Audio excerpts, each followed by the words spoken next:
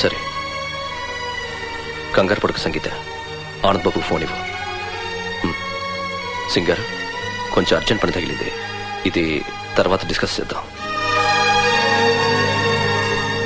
నిన్న ఆనంద్ బాబుకి అరవింద్ బాబుకి మధ్య ఏం గొడవ జరిగిందో ఆ సంగతి నాకు వివరంగా తెలియదు డాడీ.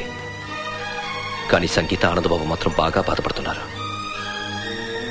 వాళ్ళు నన్ను అక్కడికి వెంటనే రమ్మన్నారు.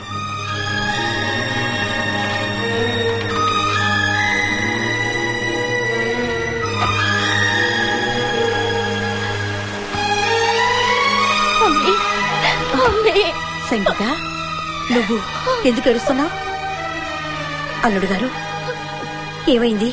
మీకు తెలుసు కదా మావయ్య గారు, మాది మొదటి నుంచి ప్రేమతో నిండిన ఉమ్మడి కుటుంబం అని. అరవింద్ అన్నయ్య, జ్యోతి వదిన, సంగీత, మా ముగ్గురు పిల్లలు. ఏ భేదభావాలు, ఏ మనస్పర్ధలు లేకుండా ఉండేవాళ్ళం. ఎప్పుడైతే అరవింద్ అన్నయ్య మమ్మల్ని అర్జెంటుగా రమ్మని ఫోన్ చేశాడో అప్పుడే నాకెందుకో అనుమానం వేసింది. వర్క్లో ఏదో టెన్షన్ అనుకున్నాను. మన్నాడు తనే మమ్మల్ని పిలిచి చెప్పాడు, మనం ఇంక వేరు వేరు బిజినెస్లు, వేరు వేరు కాపురాలు అని. అరవింద్ బాబు అలా అన్నాడా? నేను నమ్మలేకపోతున్నానే. ఇది నిజం అత్తయ్య గారు. కంప్యూటర్ ఇంజనీరింగ్ చేసిన తర్వాత నా పని పూర్తిగా టెక్నికల్ అయ్యింది. అన్నయ్య కంపెనీ తాలూకు అన్ని అకౌంట్స్, ఫైనాన్సెస్ చూసుకునేవాడు. ఎప్పుడు తను అన్ని కంపెనీ ప్రాపర్టీస్ని, అన్ని షేర్స్ని తన పేరును మార్చుకున్నాడు నాకే తెలియదు. ఓ మాట చెప్పండి ఆనంద్ బాబు, మీ నాన్నగారు రాసిన వీలునామా ఏదైనా ఉందా? అదే విల్లు. లేదంకుల్. ఒక్క మాట వింటారా ఆనంద్ బాబు? ఇలా ఆస్తి మొత్తం దోచుకోవడానికి అరవింద్ బాబుకి ఏ చట్టము హక్కు ఇవ్వలేదు. మనం కోర్టుకు వెళ్దాం.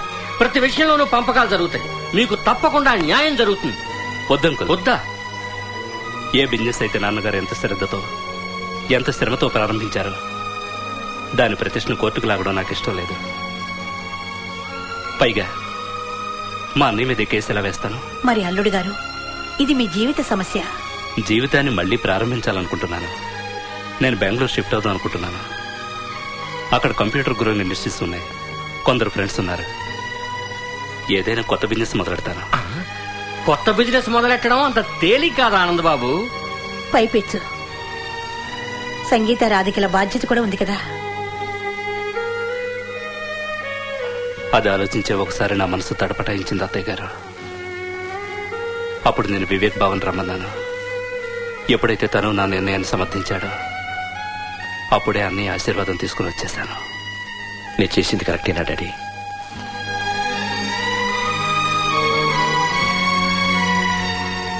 ఆనందబాబు, మావయ్య, మేము నిన్ను చూసి గర్వపడుతున్నాం. థ్యాంక్ యూ మావయ్య. నాకున్న బాధల్లో ఒకటే, మా వాళ్ళకు దూరం అవుతున్నానని. ఆనంద్ బాబు, మళ్ళీ మీరు ఒకటవుతారు. తప్పకుండా. నాకు పూర్తి నమ్మకం ఉంది.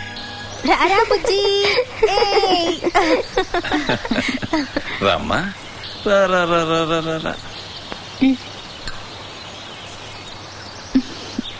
థ్యాంక్ యూ వదినా. నాకు చాలా కంగారుగా ఉంది అన్నయ్య గారు. చూడండి, ఊరు గాని ఊళ్ళో అల్లుడు గారు ఒంటరిగా ఎలా పని మొదలు పెడతారు? భయపడాల్సిన అవసరం లేదమ్మా. డాడీ, నేను ఇప్పుడే లండన్కి ఫోన్ చేసి మిస్టర్ రిచర్డ్స్ తో మాట్లాడాను. సంగీత, అతను మన ఏజెంట్ గా కంప్యూటర్స్ కూడా డీల్ చేస్తున్నాడు. మాటల్లో అతనే అన్నాడు, అతనితో కలిస్తే ఆనంద్ బాబు వాళ్ళ మొత్తం సౌత్ ఇండియన్ బిజినెస్ చూసుకోవచ్చని. Very good. అయితే బెంగళూరులో ఉండడానికి ఏ ప్రాబ్లం లేదు. అక్కడ మన ఫ్లాట్ ఉంది. సంగీత వాళ్ళు హాయిగా ఉండొచ్చు. మమ్మీ, వినోద్, నేను ఇవ్వాలే బెంగళూరు వెళ్తున్నా. ఆనంద్ బాబుని, సంగీత్ని సెటిల్ చేసి వచ్చేస్తాం. చూడు ఆనంద్ బాబు, ఈ కష్టకాలాన్ని కూడా ఒక పరీక్ష అనుకోవాలి. చూద్దాం, జరిగిందంతా మన మంచికేనేమో. తీసుకోమ్మా. అమ్మమ్మ ఇంకో 2 తీసుకున్నా. అలాగే తీసుకో. ఒకటి రాజు అన్నయ్యకి, ఒకటి బబ్లు అన్నయ్యకి. నేను కలిసినప్పుడు ఇవి ఇస్తాను.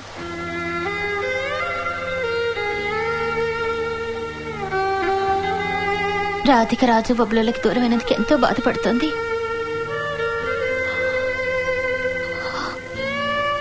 రా సంగీత, వెళదాం. అలాగే అన్నయ్య, వస్తాను మమ్మీ.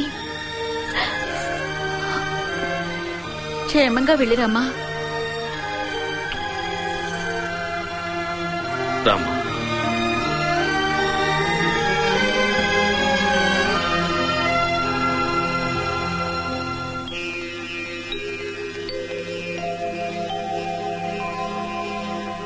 నీటను ఉంటేనే చేపకు రక్ష, దేవుని చరణాలే మనిషికి శ్రీరామ రక్ష. నీకిక రాదింక ఎన్నడూ ఖేదం, నిరతము నెరనమ్మితే రాముని పాదం. చెల్లెమ్మా, లౌకిక వాంఛకులు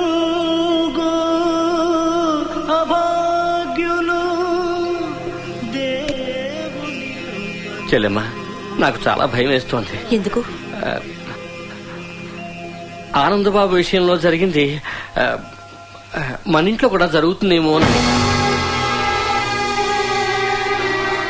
నాకేమీ అర్థం కావటం లేదు. మీకు ఈ విషయం అర్థమయ్యేట్టు చెప్పడానికే నేను రామాపురం నుంచి వచ్చాను.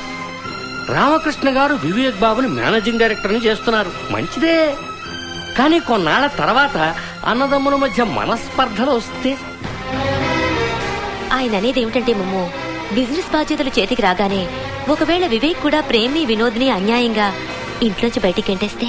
శాంతి, వివేక్ తన తమ్ముళ్ళని ప్రాణం కంటే ఎక్కువగా ప్రేమిస్తున్నాడు. ఒక్క మాట చెప్పమంటారా? అధికారం చేతికొచ్చాక ఎంత మంచివాడైనా మారిపోయే అవకాశం ఉంది. అరవింద్ బాబు గొప్పతనాన్ని మనం ఎంతగా పొగిడేవాళ్ళం, ఇప్పుడు ఏమైంది? చూడమ్మా, నిజం చెప్పాలంటే ఈవేళ సంగీతమ్మ దుఃఖాన్ని నేను చూడలేకపోయానంటే నమ్ము. నాకైతే తలుచుకుంటేనే ఏడుపు వస్తుందన్నయ్య.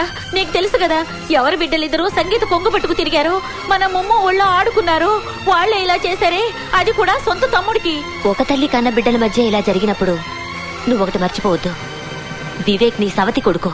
శాంతి, ఏమైనా సవతి కొడుకు ఎప్పుడు సొంత కొడుకు కాలేడు మమతా. అవును చెల్లెమ్మా, ఈవేళ ఆనందబాబుకి ఎంత కష్టం వచ్చి పడింది. అతను వివేక్ బాబుని పిలిచి ఇప్పుడు ఏం చేయాలి, మంచేది చెడేది అని అడిగాడు కదా. అప్పుడు ఏం చేశాడు మన వివేక్ బాబు? మీరే చెప్పండి చెల్లెమ్మా. నిజానికి అతనికి చెల్లెలి మీద ఏమాత్రం ప్రేమ ఉన్నా ఇలా సంగీతాన్ని నట్టేట్లో వదిలేసేవాడా? దెబ్బలాడేవాడు, ఏమైనా చేసేవాడు, వాళ్ళు ఆచిన వాళ్ళకి ఇప్పించేవాడు. అంతేగాని ఇలా బాధ్యత లేకుండా చేతులు ముడుచుకుని కూర్చునేవాడు కాదు.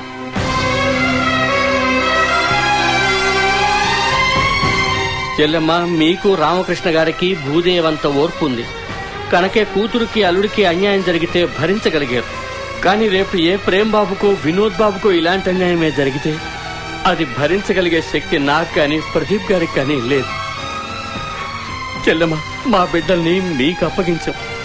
వాళ్ళ సుఖ సంతోషాలు మీ చేతుల్లోనే ఉన్నాయి. ఏమిటి మీరనేది అన్నయ్య గారు? నిన్ను హెచ్చరిస్తున్నామ్మమ్మో. వినోద్ దెబ్బలాడైనా సరే తన మాట నెగ్గించుకోగలడు. పాపం ప్రేమ్, వీడి గురించి మాకు తెలియదా? లోకానుభవం లేని ఒట్టి అమాయకుడు. Poor soul. కొంచెం వీడి గురించి ఆలోచించు.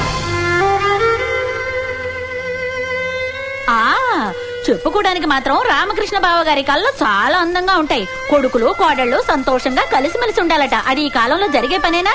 ముగ్గురు కోడళ్ళు గొడవలు లేకుండా ఐకమత్యంగా ఉండే ఒక్క ఇల్లు ఉంటే చూపించండి. అలాగే ఇది మర్చిపోకు, ఎవరి అధికారం ఆఫీసులో సాగుతుందో ఇంట్లో అతని భార్య పెత్తనమే సాగుతుంది. పోను పోను సాధన ప్రీతిని స్వప్నని తన కీలుబొమ్మలు ఆడించకపోతే నేను పేరు మార్చుకుంటాను. నేను గనక నీ స్థానంలో ఉండుంటే ఆ వివేక సాధనల చేతికి కుటుంబ బాధ్యతలు చచ్చిన అప్పగించను. ఎందుకంటే ఒకటి మాత్రం నిజం, నువ్వు వివేక్ ని సాధనని ఎంత ప్రేమించినా మన వాళ్ళు మనవాళ్లే. అలాగే పరాయి వాళ్ళు పరాయి వాళ్ళే.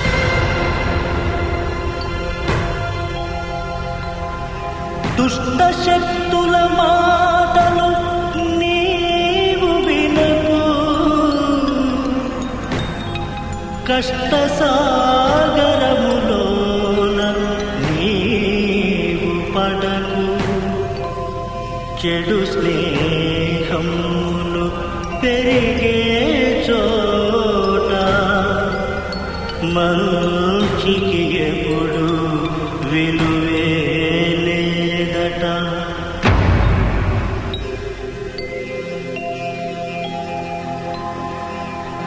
మోహమే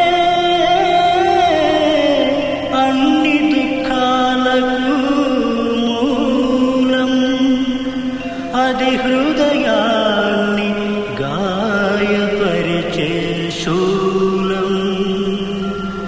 అది హృదయ